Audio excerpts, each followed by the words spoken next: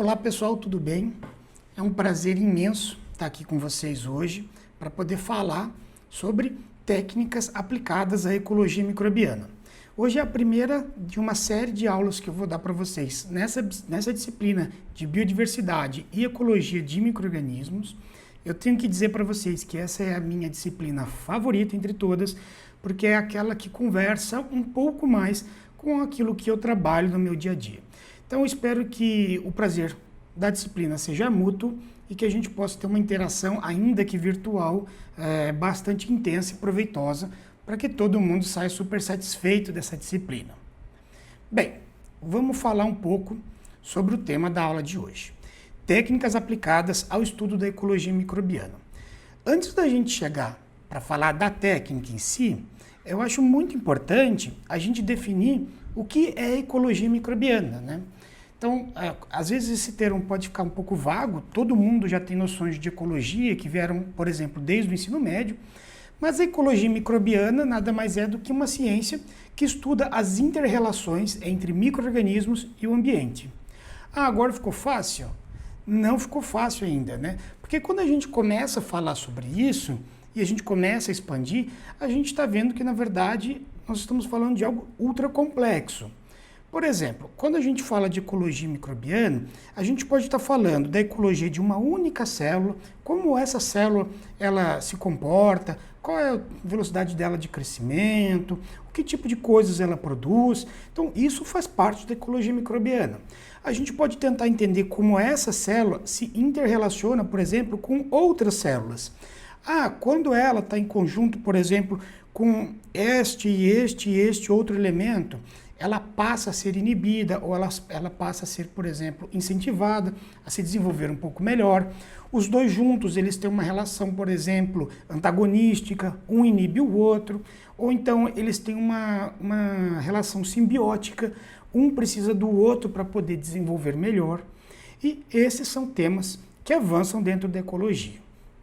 Se a gente caminhar um pouquinho mais, a gente vai entender que em nenhum lugar do mundo esses micro-organismos ocorrem assim, de formas isoladas. Eventualmente eles vão ser encontrados em comunidades sem associação com um hospedeiro, mas em muitos casos eles vão estar aqui, intimamente relacionados com a gente. E aí a gente já passa para um outro nível da ecologia microbiana. Então, eventualmente, alguns de vocês vão falar assim, a ecologia microbiana é coisa do povo da ambiental. Eu não gosto dessa coisa de microbiologia ambiental. Na verdade, a ecologia microbiana, ela faz uma intersecção entre as mais diversas áreas da microbiologia. Entre elas, obviamente, a microbiologia ambiental, mas também a microbiologia industrial, a microbiologia médica, enfim, tudo aquilo que a gente pensa em microbiologia, a gente pode pensar também dentro de um sistema de ecologia.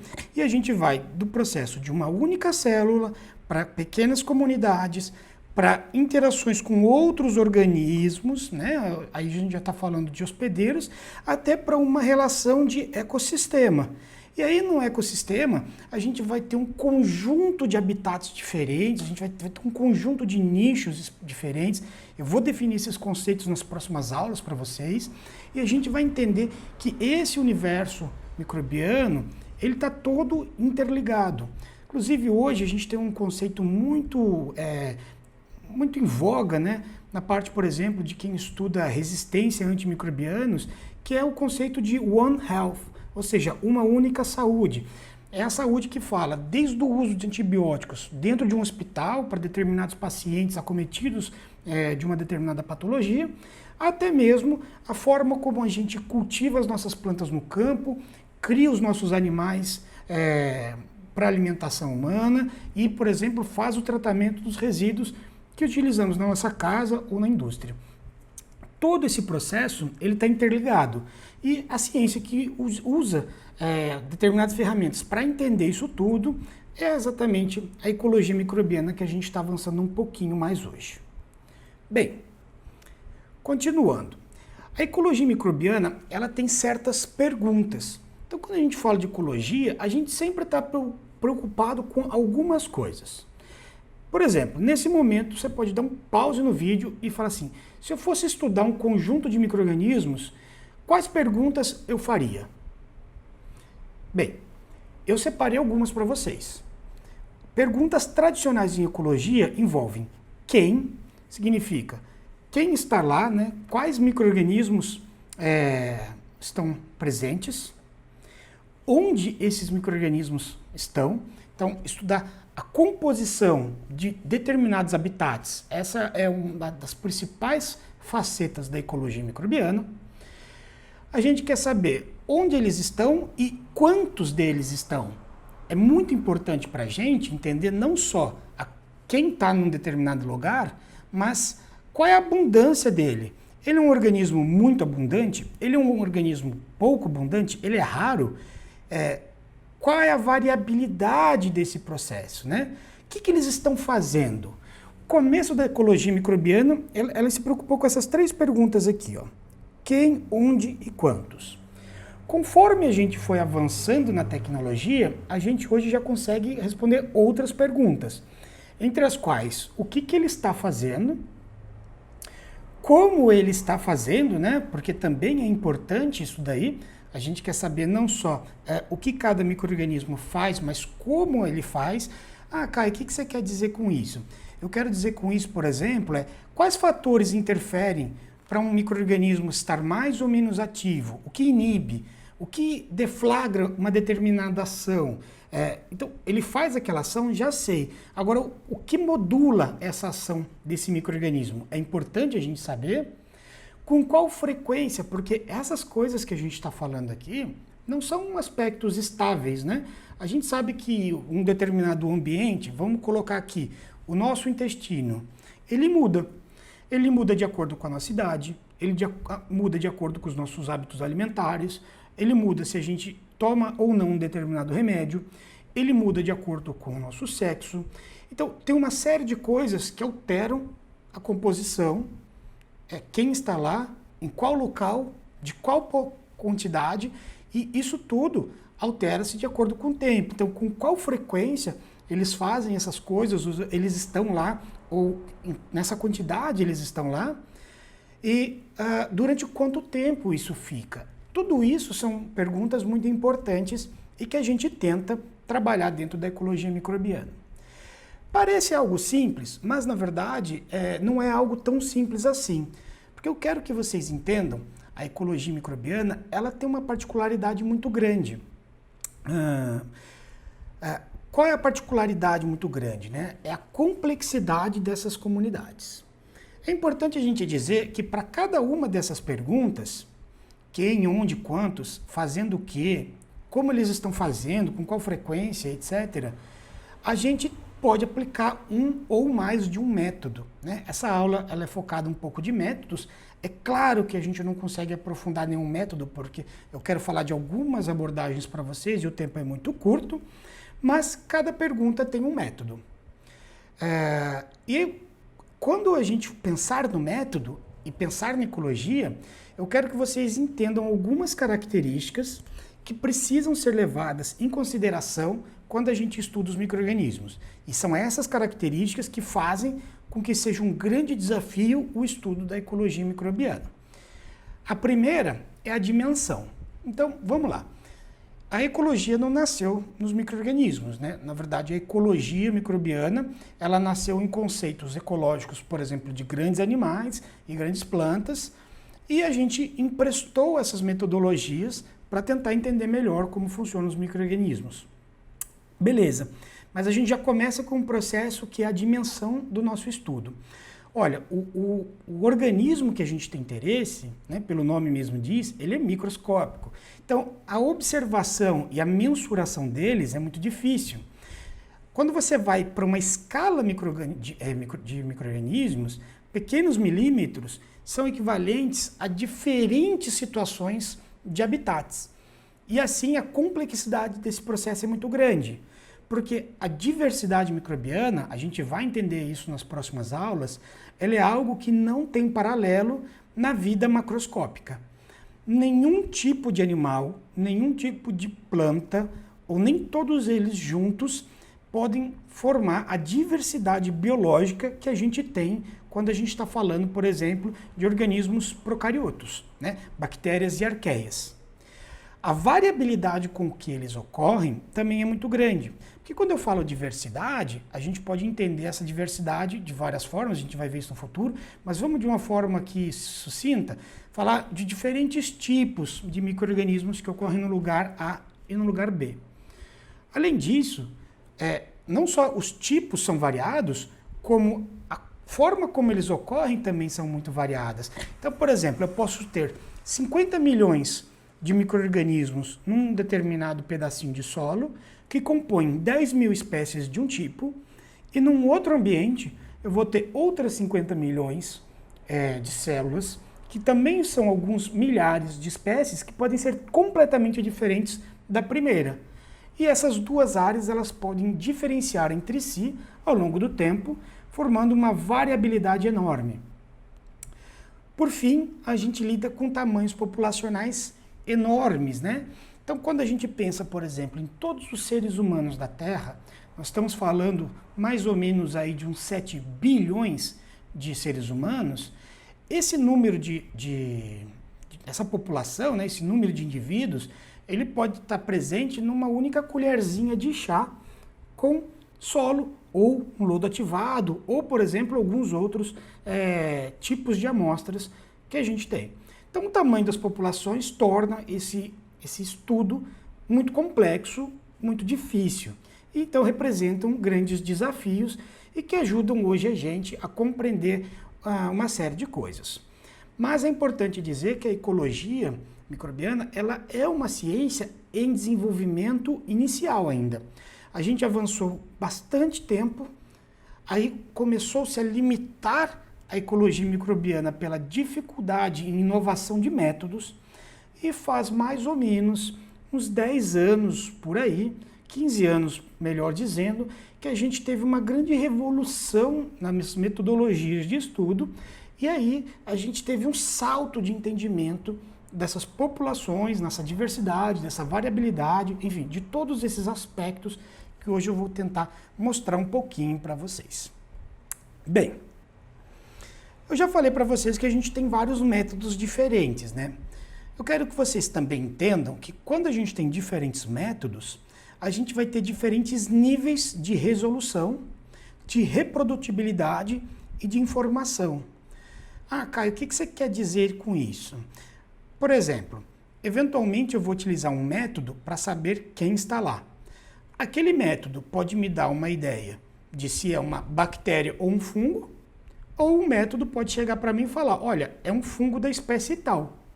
A profundidade com que eu vou conseguir entender essas informações, ela muda de acordo com a resolução. Aliás, de acordo com cada método. Em relação à reprodutibilidade, quando eu repito esse método 2, 3, 4 vezes, a resposta ela é sempre a mesma ou ela varia? Então, alguns métodos são mais ou menos reprodutíveis, e da mesma forma que a gente tem diferenças nas resoluções e na reprodutibilidade, a gente tem diferença no tipo de informação que a gente vai obter. E ao longo do caminho isso vai ficar um pouco mais claro para vocês. Muito bem. Para a gente encerrar um pouco essa parte de entendimento da base dos métodos, eu quero que vocês entendam que os métodos eles podem ser qualitativos, eles podem ser quantitativos ou eles podem ser semi-quantitativos.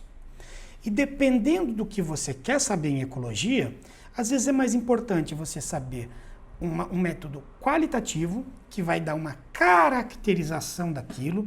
Então, quando eu falo de qualitativo, ele vai dar uma qualidade, ele vai caracterizar, ele vai dar aspectos daquilo que a gente está usando. Quando eu falo de um método quantitativo, ele vai me dar um número. Olha, eu tantos micro-organismos ali, por exemplo, ou tantas bactérias deste tipo. Isso é um método quantitativo. Às vezes, para mim, é mais importante saber quantidade do que qualidade. E a gente tem métodos semi-quantitativos. O que seria um método semi-quantitativo? Eu posso comparar duas amostras e falar, olha, essa amostra tem 30% de um tipo de bactéria, como, por exemplo, 30% de alfa-proteobactéria. E esta outra amostra, ela tem 40% de alfa-proteobactéria. Isso é um método semi-quantitativo, eu entendo proporções ali. Porém, eu não posso afirmar se esses 30% eram menores ou maiores em números absolutos do que os 40% da outra. Ah, Caio, me explica isso que ficou confuso. É simples, ó.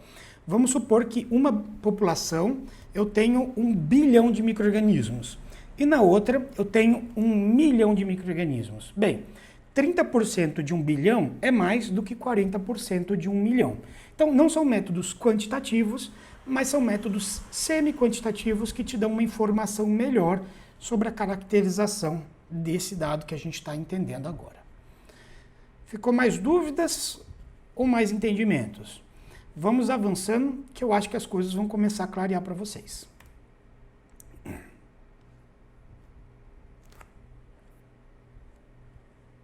Ok. Para continuar nesses conceitos, eu quero que a gente entenda também que os métodos não só variam entre as suas funções, né, naquilo que eles informam a gente, mas na sua base.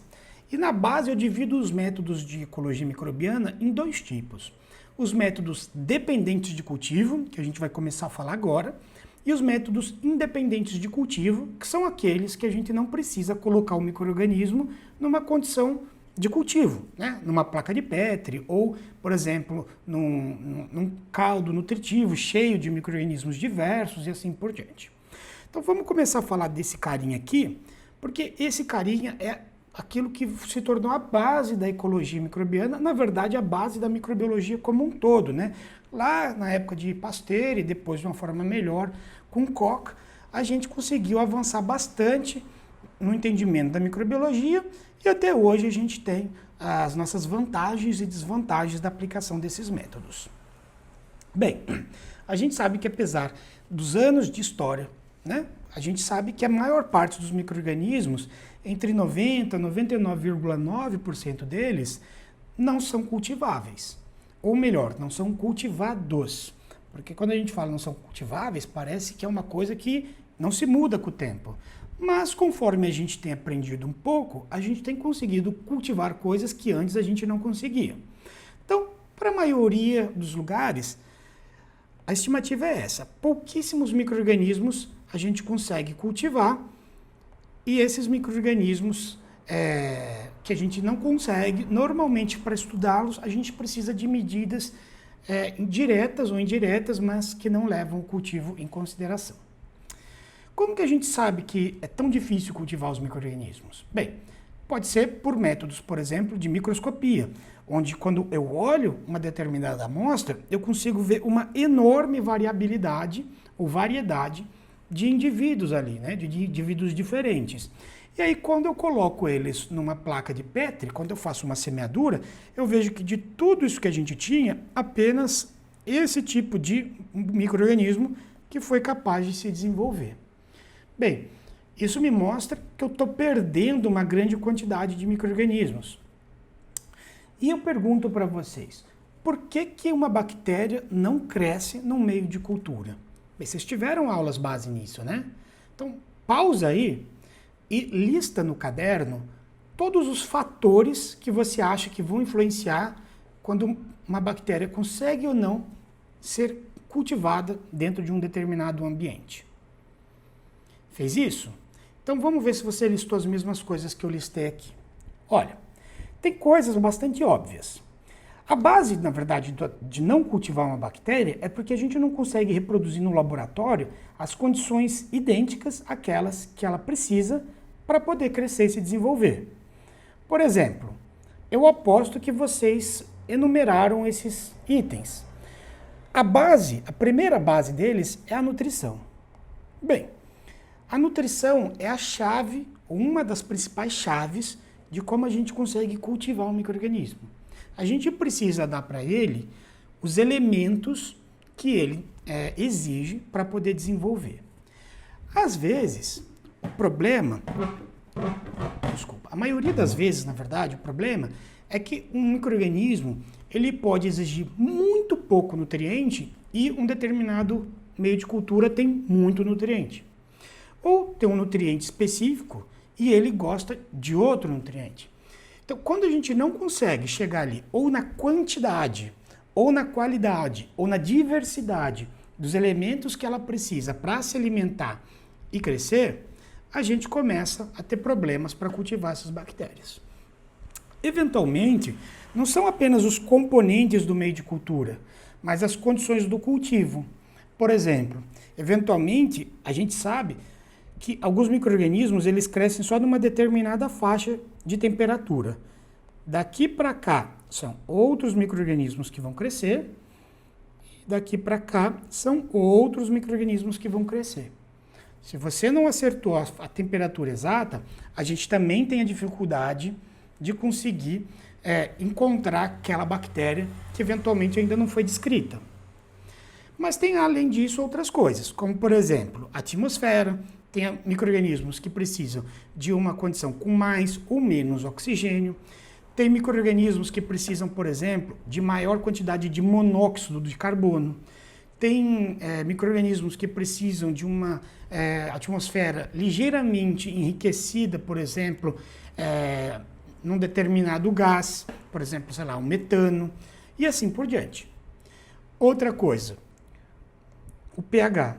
Quando a gente faz um meio de cultura, normalmente a gente equilibra ele dentro de um pH específico. Aliás, se vocês dentro do laboratório de vocês, ao produzirem um meio de cultura, não tiverem o hábito de ajustar o pH, passem a fazer isso, porque isso é uma das coisas que mais importa na hora de cultivar um micro-organismo, ok? E é o seguinte, quando a gente faz um meio de cultura, a gente acerta aquele pH e mantém aquilo ali para o micro-organismo se desenvolver. Porém, numa condição da natureza, né, no mesmo ambiente, a gente pode ter várias diferenças de pH, principalmente quando a gente tem uma matriz sólida. A gente pode ter aqui um pH X, 2, 3 milímetros para cá, um pH Y, e isso proporciona uma coexistência de vários micro-organismos que não vão conseguir coexistir, por exemplo, quando a gente tenta cultivá-los em placa de Petri. Também tem outros elementos, como a salinidade, a pressão e outras coisas que talvez vocês ainda não tenham pensado. Como, por exemplo, alguns micro-organismos, eles dependem de luz para poder se desenvolver, né? Então a gente tem alguns micro-organismos fotoautotróficos, eles precisam de luz para poder se desenvolver. Alguns micro-organismos, eles precisam de moléculas sinalizadoras que eventualmente são produzidas por outros caras. Às vezes essa molécula não é uma molécula que vai chegar e vai ser uma fonte de nutriente para ela, mas é uma molécula ativadora que vai, por exemplo, quebrar um estado de dormência que essa célula está. E eventualmente alguns micro-organismos precisam de outros organismos, e aí a coisa fica mais difícil ainda, né? Então a gente tem, por exemplo, o caso dos fungos micorrízicos do tipo arbuscular. Não existe nenhum fungo micorrízico arbuscular, pelo menos que eu tenha conhecimento, que já foi isolado em laboratório totalmente livre de uma planta hospedeira. A gente vai debater isso daí nas aulas de simbiose. Então, ele precisa da planta para se desenvolver. E tem outros micro-organismos que são assim, ou precisa de uma planta, ou precisa de uma outra bactéria, ou precisa de um determinado animal. E como a gente reproduz isso no laboratório, muito difícil conseguir. É por conta dessas variações que a gente tem hoje, por exemplo, só nesse livro, mais de 2.000 meios de culturas diferentes disponíveis para a gente usar. Então, é importante a gente entender que pequenas variações na concentração de um determinado nutriente vai privilegiar o desenvolvimento de um micro-organismo em detrimento de outro. Quando qualquer um de vocês for fazer um estudo de ecologia microbiana que tende a cultivar alguma coisa, é muito importante que a gente comece esses estudos com uma variedade de meios. Então, por exemplo, eu tenho uma aluna agora de doutorado, a gente está fazendo um estudo sobre diversidade de bactérias associadas a uma planta. Então a gente viajou lá para o interior de Pernambuco, varremos lá o sertão, coletamos amostras em algumas cidades, trouxemos para o laboratório e a gente plaqueou essas amostras, né, em basicamente 6 tipos de meios diferentes, só para começar. E por quê? Porque quando eu começo com vários tipos diferentes de meios, eu dou chance a ter coisas diferentes crescendo dentro do meu laboratório. E também é interessante dizer que dessas combinações de meios, muitas vezes, quando a gente faz um processo de seleção de um determinado grupo bacteriano, é comum, antes da gente colocar numa placa, onde ela vai estar ali se desenvolvendo de uma forma isolada, é muito comum a gente fazer o que a gente chama de culturas de enriquecimento. Então eu pego, por exemplo, uma determinada amostra, onde eu quero encontrar micro-organismos que fazem um determinado processo. Vou dar um exemplo. Eu quero micro-organismos celulolíticos, que comem a celulose.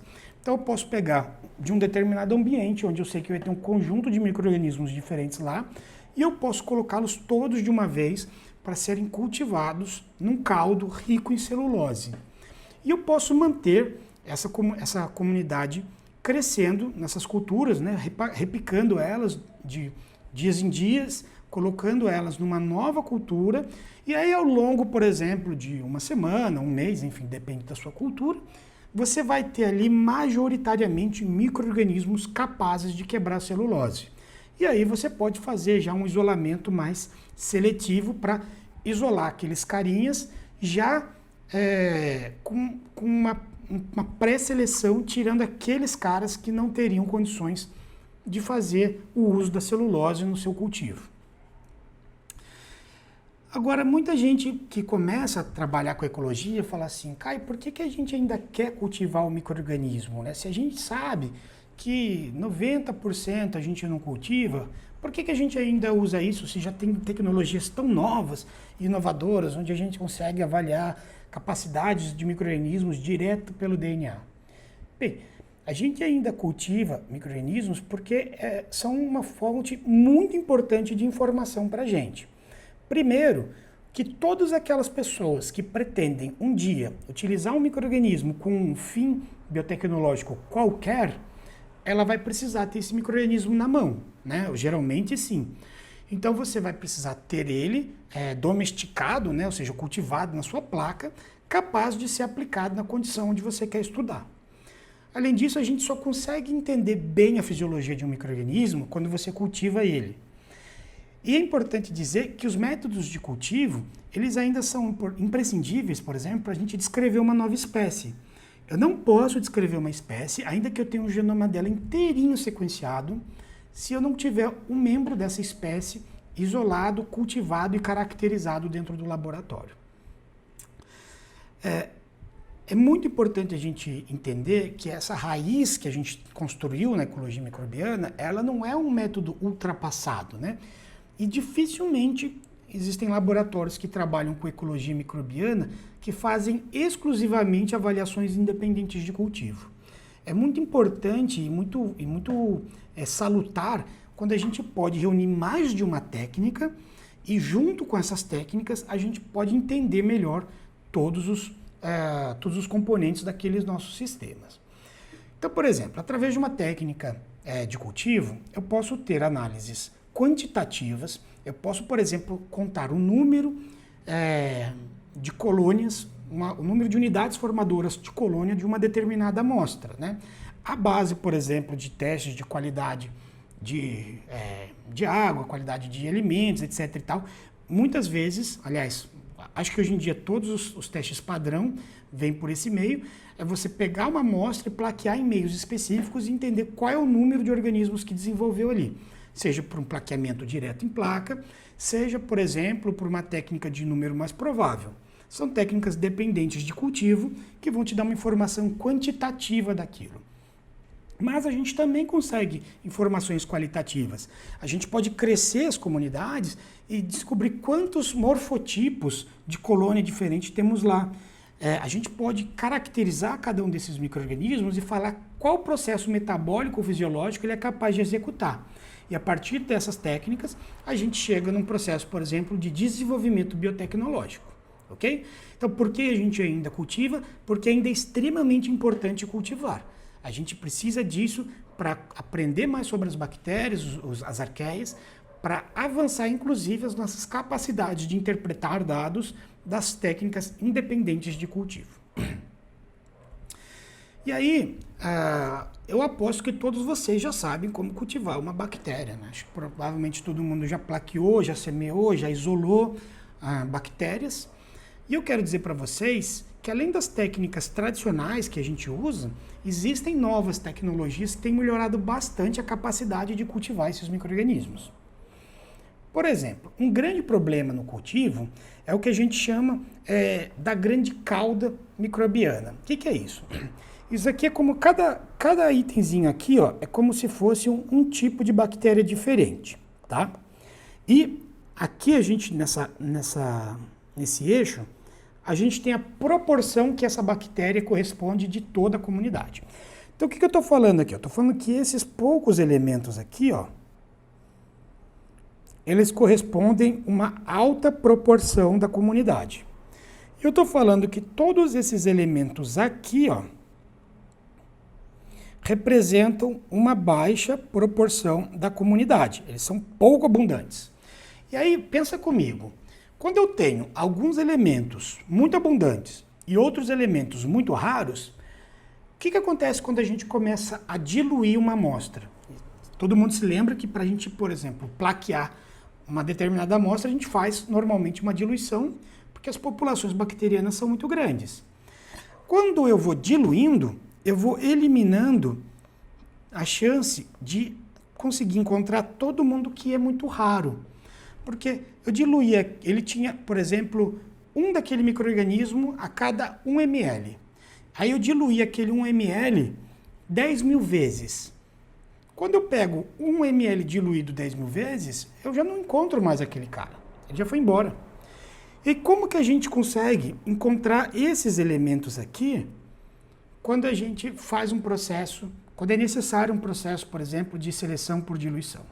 Bem, uma forma é a citometria de fluxo. Eu acho importante que cada um de vocês faça uma pesquisa, dá uma buscada no Google, em outras coisas, para entender um pouquinho mais cada técnica, né? Não vai dar tempo aqui de abordar todas elas, esmiuçando, mas a citometria de fluxo, ela é uma técnica onde a gente vai passando as células por pequenos capilares e ela é capaz, né, de fazer uma medida, por exemplo, das células que estão passando. E elas vão passando dentro de um fluxo. Então, por exemplo, isso é feito para várias coisas, pode ser feito para entender como que é um padrão de células eucarióticas, para estudo de células do sangue, para estudo, por exemplo, de células aquáticas, enfim, tem uma série de aplicações dentro dos vários ramos da microbiologia. E uma das coisas que desenvolveram, né, esse artigo que já nem é tão novo, ele já tem mais de 10 anos, a gente está vendo aqui em novembro de 2010, que desenvolveram, era um método mais eficiente para capturar determinadas células após seleção por citometria de fluxo. Então, por exemplo, ele conseguia medir diferentes tipos de populações bacterianas, separando, por exemplo, pela capacidade de produzir fluorescência, ou, por exemplo, pela capacidade, pelo tamanho que elas tinham, e etc. e tal. E ele conseguia redistribuir esses subgrupos em amostras para depois entender como que eram essas populações. E ao fazê-lo, ele viu que ele conseguiu aumentar bastante o número de bactérias que antes eram raras e eles não conseguiam cultivar, e eles passaram, então, a cultivar essas bactérias. Uma outra forma que a gente pode trabalhar são chamadas pinças laser, né? Então, o que são isso? Né? São sistemas ópticos, são basicamente sistemas acoplados a microscópios invertidos, que conseguem ir olhando as células e elas têm um laser. E conforme as células vão passando, você consegue caracterizar aquela célula, por exemplo, pelo determinado formato dela, ou pela presença de uma determinada fluorescência ou algo do tipo. Você captura essa célula e separa ela unicamente. E você pode tentar cultivar essa bactéria separada, longe de todos os outros. Eventualmente, uma bactéria ela até poderia ser capaz de crescer num determinado ambiente. Às vezes ela não cresce porque na competição com os outros, ela perde vantagem. Então, ela cresce mais devagar e aí os outros ocupam o lugar dela. Ou, por exemplo, um outro micro-organismo produz uma substância antimicrobiana que elimina aquela segunda bactéria do meio onde ela deveria estar. O que mais que é possível, pessoal? Bem, é possível, por exemplo, tentar fazer uma separação, né, das células microbianas usando microgotas de gel. Então, tem alguns estudos já demonstrando isso, onde você pega, por exemplo, um conjunto de células num meio aquoso e você aplica um determinado microgel que vai capturando essas células.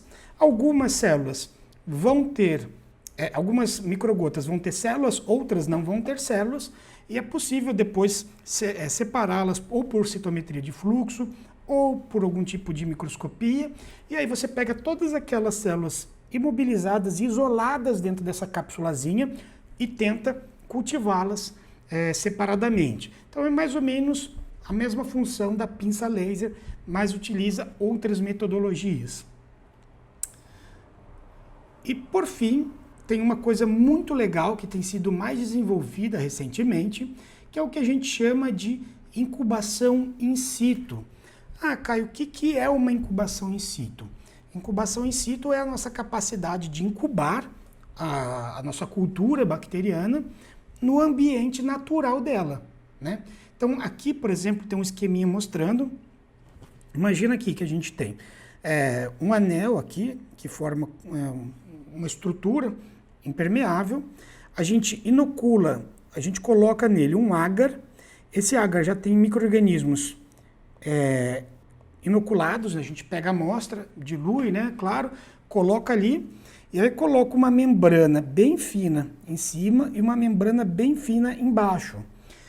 E aí isso coloca, por exemplo, no solo, ou dentro da água, ou no lugar onde você tem interesse de cultivar os micro-organismos. O que é interessante, né? Se a gente der um zoom aqui nessa região, a gente vai ter esse quadrinho aqui. Olha, a gente tem uma matriz de agar, onde a gente tem os nossos micro-organismos inoculados, e a gente tem uma membrana que não permite que eles entrem ou saiam. Isso aqui impede eles de entrar ou sair, tá? Não consegue. Mas ele permite que elementos químicos presentes naquele ambiente entram e saiam. Então ele permite, por exemplo, que haja troca de gases, ele permite que haja troca de nutrientes, ele permite que haja trocas de moléculas sinalizadoras.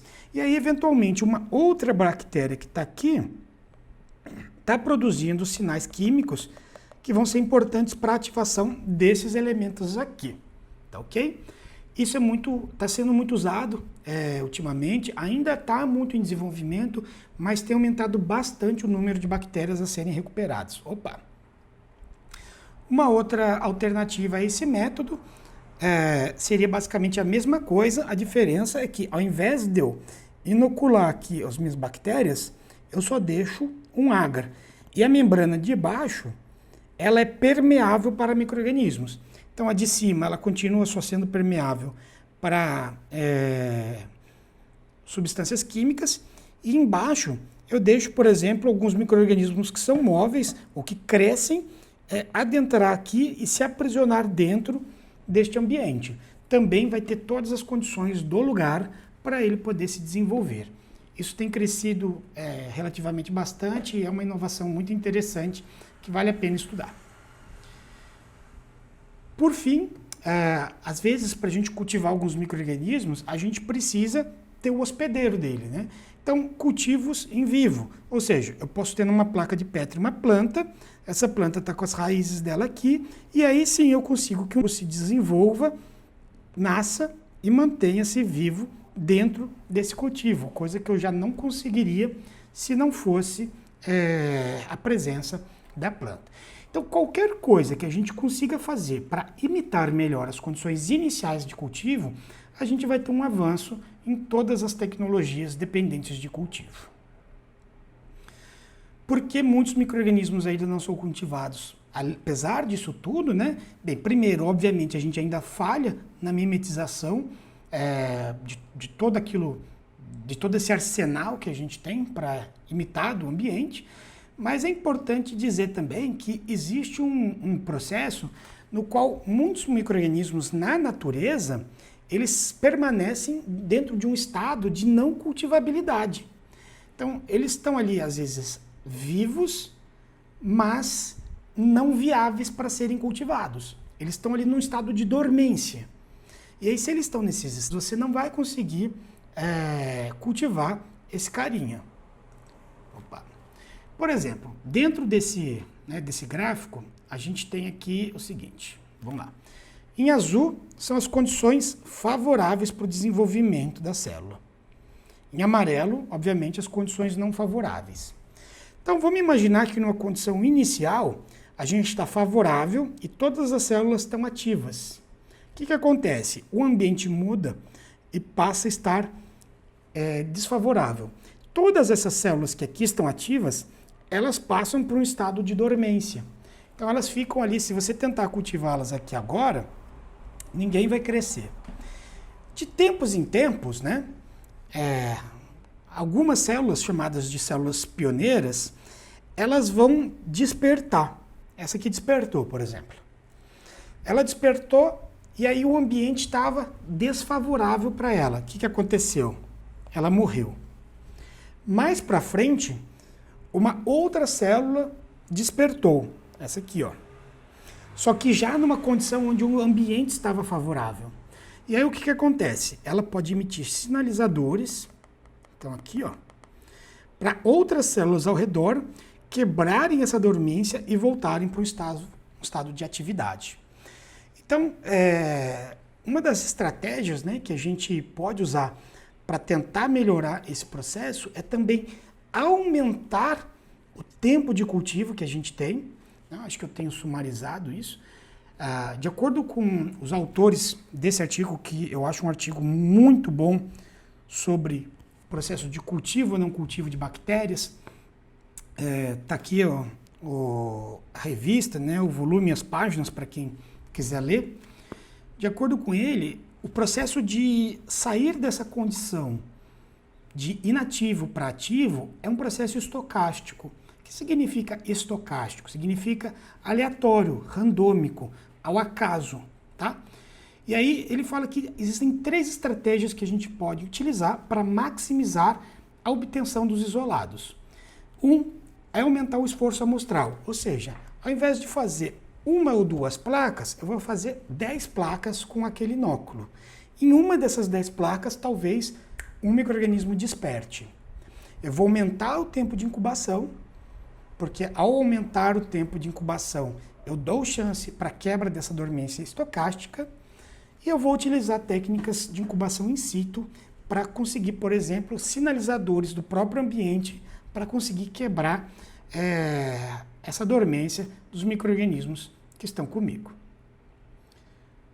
E aí, quando a gente consegue que ele quebre a dormência, né, muitas vezes a gente está lá in situ, ele está naquela condição, ele quebrou, cresceu, eventualmente ele não vai mais demandar daquela condição in situ mais para crescer. Às vezes ele está num momento de atividade tão bom que a gente fala que ele passou a ser domesticado. Ele pode ser transferido para um outro meio de cultura, numa condição de laboratório, e ele vai conseguir ser mantido vivo. Muito bem. Mas não dá para avançar na ecologia microbiana se a gente ficar estritamente dependente dos métodos de cultivo, certo? Muito bem. Agora, quando a gente fala de método independente de cultivo, o que vem na memória sempre? A biologia molecular. Olha, nem todo método independente de cultivo, ele é tão tecnológico. Vou mostrar, ou vou falar, pelo menos, para vocês terem uma ideia de algumas coisas que podem ser feitas dentro da ecologia. Uma coisa muito usada na microbiologia de solos é o que a gente chama de biomassa microbiana. O que seria biomassa microbiana? Seria uma medida de todas essas fontes de carbono provenientes dos micro-organismos. Então, para entender melhor isso daí, é como se eu fosse assim, ó, no solo, né, a gente vai ver nas próximas aulas que ele tem várias fontes de carbono, e uma das coisas importantes é que tem micro-organismo lá dentro. 2 solos, quando eu comparar, se um solo tiver uma maior quantidade de micro-organismo, ele vai ter uma maior biomassa microbiana. E eu consigo quantificar isso daí. Não é um método muito preciso, É um método quantitativo, mas de uma forma indireta, né? São medidas indiretas, e ele funciona mais ou menos assim. Imagina que eu tenho a mesma amostra, né? Então, eu tenho várias amostras, mas eu quero determinar em uma única amostra qual é a quantidade de biomassa que eu tenho ali presente das bactérias. Eu pego essa amostra e faço uma pré-incubação em duas condições diferentes. Quais são essas duas condições diferentes? Uma, eu deixo só elas aqui quietinhas, ó, mais nada. Outras, eu deixo por 2 dias, ou seja, com 48 horas, elas presas dentro de um dessecador, né, que é basicamente uma jarra de vidro, que ela não deixa o ar nem entrar nem sair. E aqui eu coloco clorofórmio. O que vai fazer? Vai deixar as bactérias doidonas? No começo, talvez, mas depois vai matar todo mundo. O clorofórmio ele vai eliminar praticamente todas as bactérias que estão aqui, ó. Vai deixar estéril? Não, nunca vai deixar estéril. Vai sempre ter uma quantidade de micro-organismos que vai sobreviver ao método. Mas ele vai eliminar um monte. Agora, o que acontece no ambiente onde você mata um monte de bactérias, mas outras ficam vivas? Bem, as que morreram, elas vão virar comida para aquelas que ficaram vivas. Então, se eu matei aqui, por exemplo, 90% das bactérias, os 10% que ficaram vão se alimentar daquelas bactérias.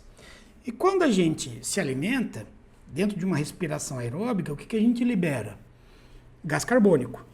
E aí ele vai pegar cada uma dessas amostras aqui individualmente e vai colocar numa outra jarra.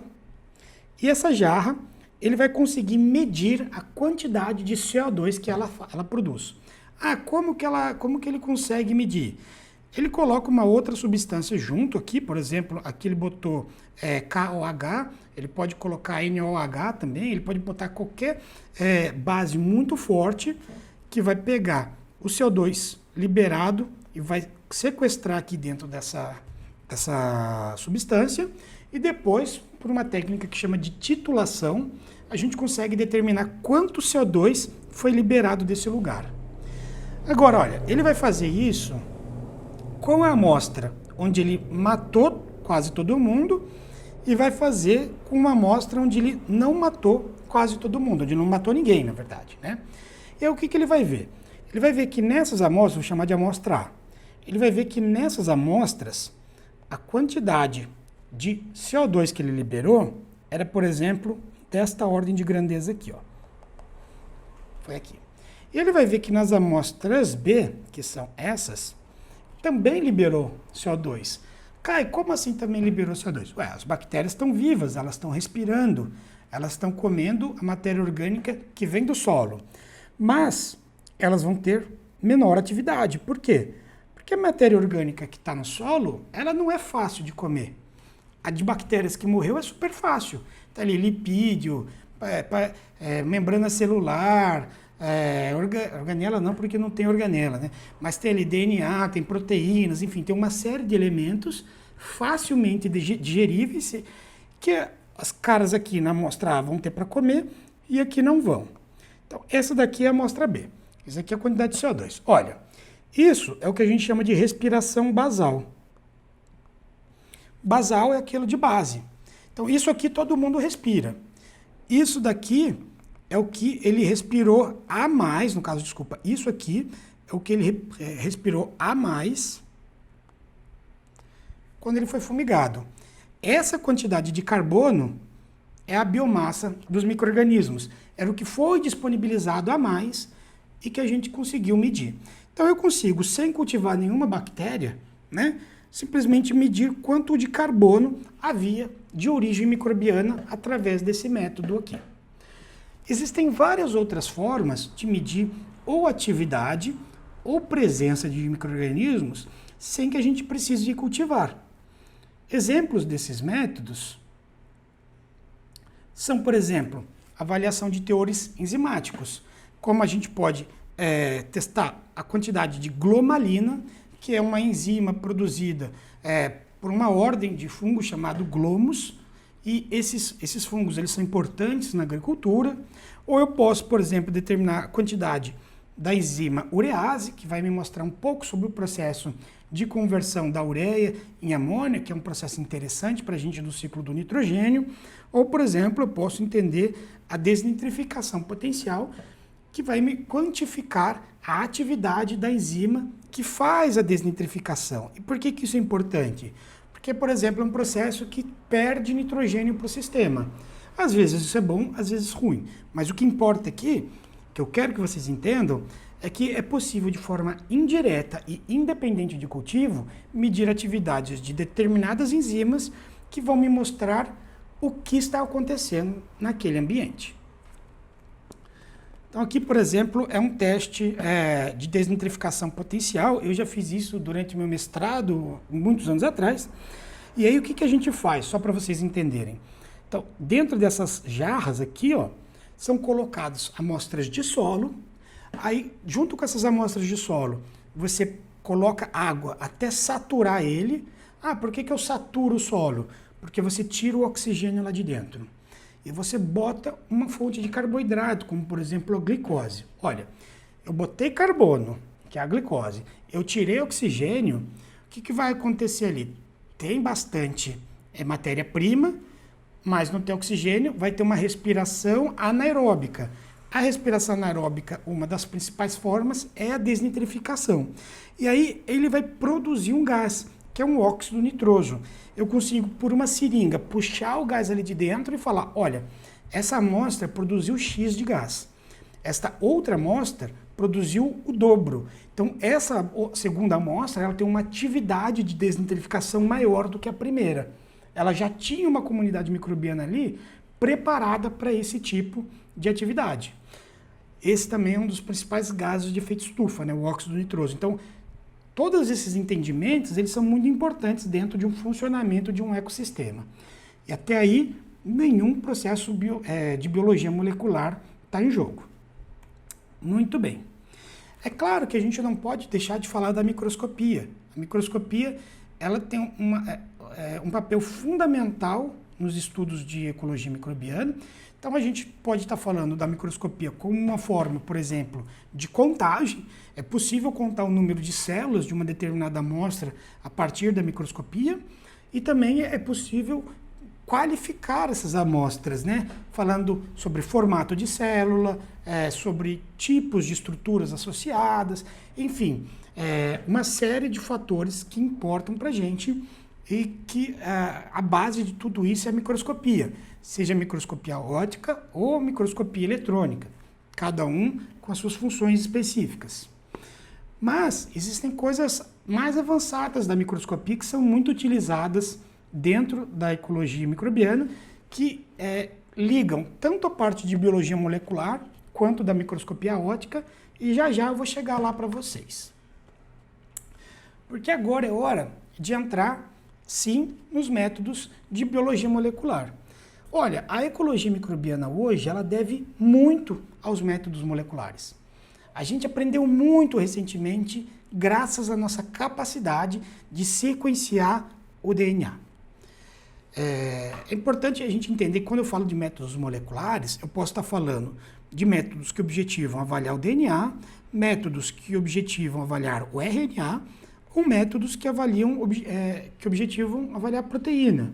E tem outros ainda, que avaliam, por exemplo, o perfil de ácidos graxos. Existem métodos que vão olhar o que a gente chama de metaboloma, que é o conjunto de metabólicos. Toda vez que você olha um tipo de molécula em específico, a gente vai estar falando de métodos moleculares.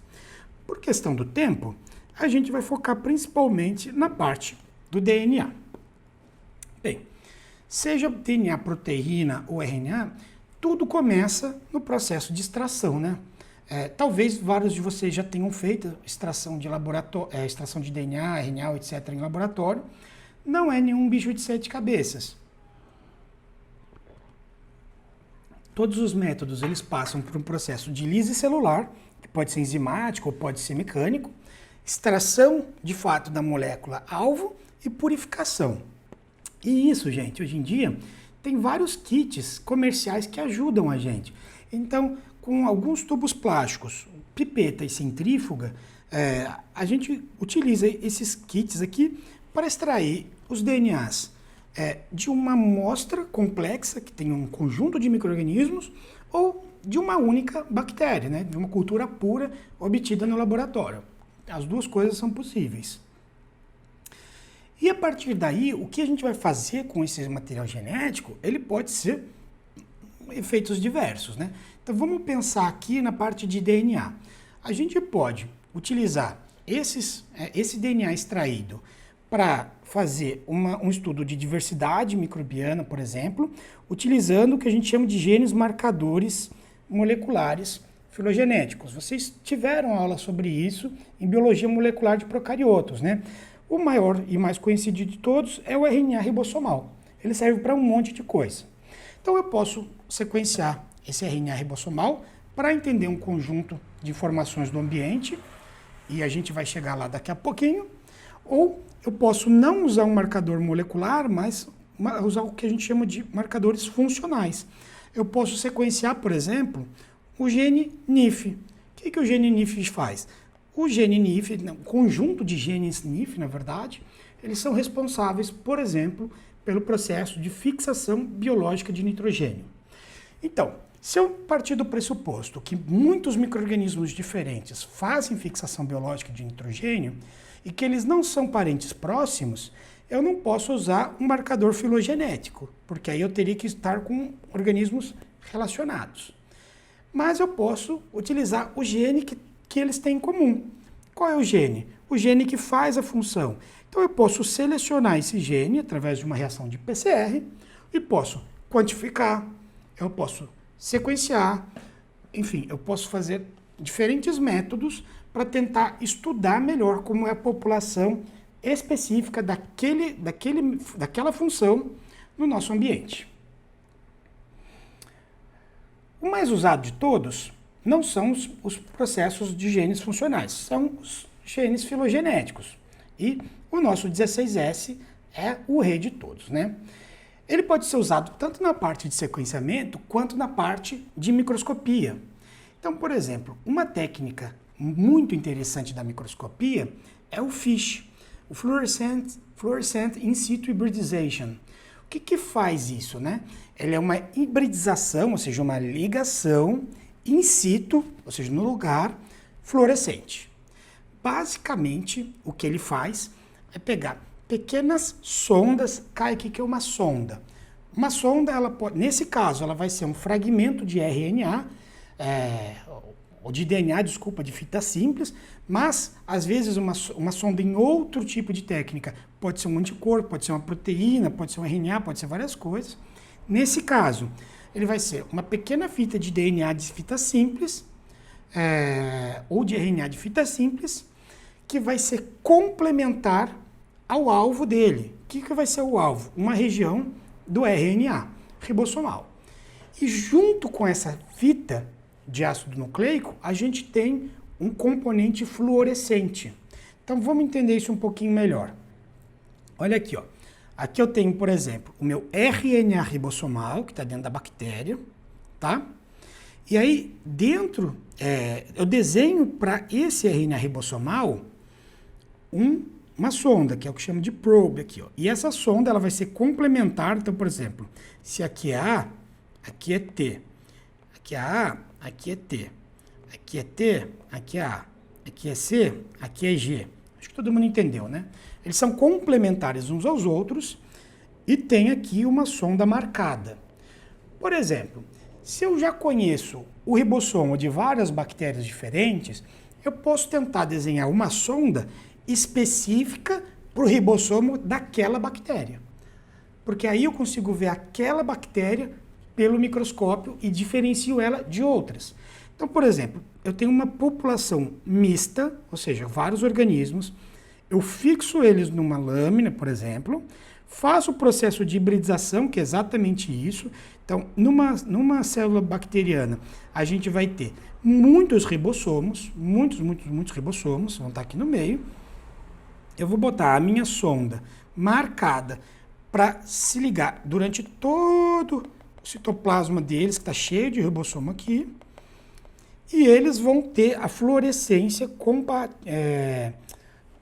fluorescência que vai estar ligada com a minha sonda. Então, por exemplo, eu posso usar, aqui no caso dessa população mista, eu posso usar uma sonda marcada de vermelho para uma bactéria, que seria essa bactéria redondinha. Uma outra sonda, por exemplo, marcada de verde, para tentar encontrar esta outra bactéria, que é um bastonetezinho. E as outras bactérias que não têm complementariedade nem para sonda verde, nem para sonda vermelha, elas não vão ter cor nenhuma. Então, esse processo é hibridizado, ele é lavado, e aí ele é observado por um microscópio de fluorescência. E a partir dessa análise, a gente consegue distinguir, por exemplo, nesse exemplo que a gente está vendo aqui, olha, todas as células em rosa, né, que a gente tem algumas aqui, ó, são essas dialococoides. A gente tem em verde bactérias de arqueias, arqueias, né, me desculpa, e outros micro-organismos não caracterizados estão com a sonda azul. Então, é possível olhar no ambiente, ou nesse caso, né, nessa lâmina, como é a estrutura delas, como elas se organizam, qual é a proporção entre elas, inclusive uma contagem desses micro-organismos. É uma forma muito interessante que numa microscopia sem fluorescência e sem essas sondas específicas, a gente não seria capaz de distinguir. E aí, o que eu gostaria de falar de duas coisas, que são duas variações da PCR. Uma é a PCR de transcriptase reversa e a outra é a PCR em tempo real. Bem, talvez vocês já conheçam essas duas técnicas. A gente tem falado muito, na verdade, da união dessas duas, ultimamente, que a gente fala, o teste de RT-qPCR, né? Então, o que é isso? PCR em tempo real é chamado também de PCR quantitativo, então aqui é PCR. E o RT é de transcriptase reversa. Essa é a técnica que hoje em dia se utiliza para detectar a presença de vírus do tipo do coronavírus, para saber se uma pessoa tem ou não uma carga viral da Covid-19 ativa no organismo, né? Então é a união dessas duas técnicas. O que a primeira técnica faz, né? A PCR de transcriptase reversa, na verdade, ela é uma tecnologia baseada em vírus de RNA e ela faz basicamente a formação de DNA a partir de RNA. Ela lê uma fita de RNA e produz uma fita de DNA complementar a ela. Isso é o que a gente chama de cDNA ou DNA complementar, tá? E por que isso é utilizado na ecologia microbiana? Porque através disso a gente consegue fazer a expressão dos genes, ou detectar quais genes estavam expressos numa determinada condição. É o que a gente faz, por exemplo, num transcriptoma ou num metatranscriptoma, né? Vamos chegar lá também. Mas o que acontece? Vamos pensar numa célula. Uma célula está com todo o conjunto de DNA dela lá. Uma parte do DNA está ativo em RNA. A parte dos genes que está ativa em RNA são os genes que estão sendo expressos. São as atividades sendo executadas naquele momento pela bactéria. Quando a gente quer saber o que ela está fazendo naquele momento, não adianta a gente quantificar o DNA ou a gente sequenciar o DNA, porque aquilo é o potencial dela, não é o que está sendo feito. O que está sendo feito vai estar sendo expresso na forma de RNA ou na forma de proteína. Então, a gente, quando quer entender a atividade, a gente pega o conteúdo de RNA, faz uma reação de PCR que usa, ao invés de uma DNA polimerase convencional, ela usa uma polimerase de transcriptase reversa. Então, ela pega todo o RNA e converte em DNA, e aí sim a gente vai estudar aquilo lá. Vai sequenciar ou vai quantificar, né? No caso do vírus, que a gente falou agora, o que a pessoa faz? Passa lá um suavezinho no seu nariz, vai até lá no fundo da garganta, tira aquele suave, bota num material, extrai o RNA daquele material, converte aquilo para um DNA, para a gente poder fazer outras técnicas, e aplica uma técnica para quantificar o número de cópias. Quando ele vê que o número de cópias daquele cDNA é alto, significa que a quantidade do RNA era alto, e significa que aquele vírus estava em grande quantidade. Isso pode ser feito também, por exemplo, na natureza, para verificar uma presença de qualquer gene funcional, ou, por exemplo, para descobrir o conjunto de genes todos de uma vez, se for o caso de um sequenciamento. Opa! Então aqui é o processo de transcriptase reversa, né? Então, por exemplo, se for um RNA mensageiro de eucarioto, ele vai ter uma cauda poli-A. Nos procariotos não tem, então a gente usa uma sonda randômica. Mas, enfim, uma sonda randômica ou uma cauda poli-T se une aqui e ele faz uma nova fita de DNA. Depois a gente degrada o RNA que tinha e refaz o resto da fita por DNA. E aí, a partir de uma única molécula de RNA de fita simples, a gente fez uma dupla fita de DNA que se chama DNA complementar. Tá bom? O que eu faço com esse DNA complementar? O que eu quiser. Eu posso fazer um sequenciamento, eu posso fazer uma técnica de tipagem, eu posso fazer uma técnica, por exemplo, de quantificação, que é a técnica de PCR em tempo real, ou outras coisas que são disponíveis como tecnologia para a gente fazer. Bem, acabei de falar para vocês que a gente usa PCR em tempo real para quantificar, né? Então, o que é a diferença do PCR em tempo real para PCR convencional? Basicamente, a diferença é que a gente tem um aparelho um pouco mais moderno e esse aparelho ele tem um leitor de fluorescência.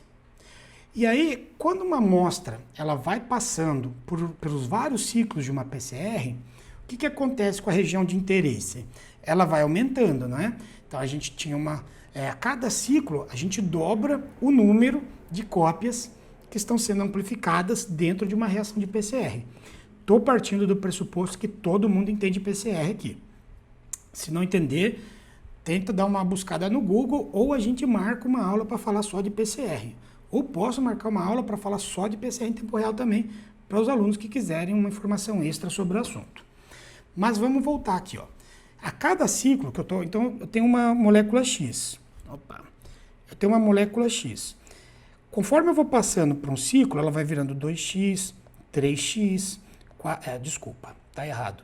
Ela vai virando 2x, 4x, 8x, 16x. Então, ela vai se multiplicando de 2 em 2 a cada ciclo da PCR. Cada vez que ela tem uma desnaturação, anelamento, extensão, desnaturação, a cada ciclo desses, a gente vai dobrando. O que tem de diferente? Nessa reação, eu tenho algum agente que emite fluorescência. Tem vários tipos, eu não vou entrar nesse detalhe, mas conforme esses caras vão aumentando, a fluorescência ela vai aumentando junto. E aí o equipamento, ele vai começar a ler a fluorescência de uma amostra. Então ele está lendo aqui, ó. No começo ele é baixinho, então não está lendo nada. De repente chegou numa parte que ela começa a aumentar. E aumenta, e aumenta. De que forma? Exponencial. Até que chega uma hora que aquilo estabiliza. Por quê? Porque acabou, por exemplo, os reagentes. Porque não tem mais DNTP para montar, porque acabou o primer. Enfim, alguma coisa acontece, tem inibidor demais, que ela vai parar de crescer. Mas eu consigo detectar qual foi o momento onde ela teve este pico de crescimento. Aqui era muito pequeno, os crescimentos eram nessa ordem, x, 2x, 4, 8, 16, não conseguia ver. Aí aqui começou, por exemplo, a ser de 1.000, aqui 2.000, aqui é 4.000. Então aqui o equipamento consegue ver. Até que chegou aqui, por exemplo, sei lá, era 16.000. Aí parou de crescer mais, ele já não consegue ver mais crescimento. Mas aqui ele conseguiu ver. Agora vamos pensar comigo. Uma amostra que tem muito DNA no começo, esse X dela vai ser alto. Então, se ela tem muito DNA no começo, ela vai chegar nesse 1.000 aqui mais rápido. Então, ao longo de vários ciclos, quem tem muito DNA no começo, sobe primeiro. Quem tem pouco DNA no começo, vai demorar mais. Caio, eu não entendi direito. Vem comigo, ó. Vamos pensar em dois casos. Primeiro caso, eu tenho 100 cópias. Então aqui eu teria 100 no primeiro ciclo. No segundo ciclo eu teria 200, porque é 2x. No terceiro ciclo eu teria 400, porque é 4x, e assim por diante. Numa outra amostra, eu já começo com 400. Que é a natureza dela, já está lá mais. Então, no segundo ciclo, eu já tenho 800. No outro ciclo, eu já tenho 1.600. E assim por diante. Olha, vamos supor que o equipamento começou a detectar entre 1.000 e 2.000. Ele começou a detectar essa amostra no terceiro ciclo. E aqui, ó, aqui não, 400, 800, 1.600, 1, 2, 3, 4, no quinto ciclo é que ele conseguiu detectar. Então, quem tem mais subiu primeiro, quem tinha menos demorou um pouco mais para ter a mesma quantidade. Aí veio aqui. Olha, se eu sei que esse tinha mais e esse tinha menos, eventualmente eu posso colocar aqui quantidades que eu já tenho de referência. Eu posso fazer uma diluição de amostras conhecidas e falar, olha, sobe esse aqui, eu sei que esse daqui, por exemplo, tem 10 elevado a nona. Esse sobe aqui, eu sei que esse é 10 elevado a oitava. Esse aqui é 10 elevado a sétima. E no meio disso tudo, eu boto uma amostra que eu não tenho informações sobre o que é. Bem, vou botar de azul. Vamos supor que essa amostra que eu não sei quem é, ela vai subir bem aqui, ó. Se ela subiu aqui, eu sei que ela tem algo entre 10 a nona e algo entre 10 a oitava. É óbvio que tem uma equação que vai te dar no final a quantidade exata. Mas como você já tinha quantidades conhecidas, você sabe a quantidade que tinha aqui. Ou então, eventualmente, você não vai saber nada de quantidade. Mas você vai ter amostras que subiram aqui. Opa! Subiram aqui. E algumas amostras que subiram, por exemplo, 10 ciclos depois. Poxa, se ela subiu 10 ciclos depois, é porque ela tinha muitas vezes menos do que a primeira. Quantas vezes menos? Cada ciclo ela tinha metade do que a outra tinha. Entendeu? Então seria 2 elevado a 10, que seria a quantidade de vezes a mais ou a menos que elas teriam ali. O que é importante entender agora? Monitorando a forma como a PCR ocorre, eu consigo determinar a quantidade inicial de cópias, ou no mínimo, quantas vezes uma amostra tinha mais que outra daquela cópia daquele gene específico. Perfeito? Espero que sim. E aí a gente chega nas ômicas, que vão estar aqui fazendo o fechamento dessas técnicas. Eu não tenho condições de aprofundar isso por causa do tempo, né? Mas quando a gente fala de ômicas, a gente está falando da genômica, da transcriptômica, da proteômica.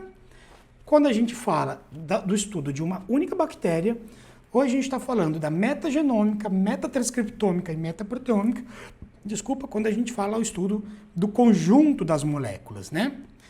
De novo, o que diferencia também aqui é DNA, RNA ou proteína, isso é óbvio. Opa, e aqui, no caso, o estudo de comunidades. Quando é meta, são comunidades. Eu vou dar um briefing, né, um pequeno detalhe no processo da metagenômica. Por quê? Porque é o mais estudado, é o mais utilizado. E quando você entende ela, você ajuda bastante a entender o resto também. A gente tem basicamente o que a gente chama de duas formas de metagenômica. A gente tem uma metagenômica que a gente chama de amplicon, ou seria talvez uma metagenômica de gene marcador, e uma metagenômica de Whole Genome Sequencing. O que significa isso? Sequenciamento de genoma completo. Sequenciamento de genoma completo de metagenômica significa que eu estou tentando sequenciar o conjunto de todos os genes.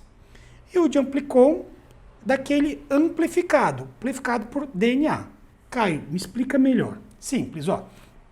Quando eu estou falando de amplicon, eu estou falando de uma técnica que pegou vários genomas diferentes, fez uma PCR, por exemplo, para o 16S, e separou só esse gene de todas as bactérias que tem naquela amostra. Um único gene é sequenciado milhares de vezes. A outra técnica é diferente. Ela promove a fragmentação de todos os genes de forma randômica, então todo o DNA, todo o genoma delas é totalmente fragmentado, e ela sim é sequenciada de forma completa. Quem quiser aprender um pouco mais sobre a técnica de Whole Genome Sequencing, tem uma palestra minha no YouTube, tá aqui nesse endereço aqui, ó, mas também está no mesmo canal que eu uso para colocar essas aulas online. Então vocês podem ir lá e dar uma assistida nessa palestra. Eu realmente aprofundo, começo da base e dou uma aprofundada para vocês entenderem, e é muito legal essa técnica, tá? Por conta do tempo, eu não consigo aprofundar ela hoje, mas eu quero falar para vocês que, independente da técnica 1 ou da técnica 2, todo sequenciamento genético ele passa por um fluxo. Como é esse fluxo? Eu faço a minha amostragem, né?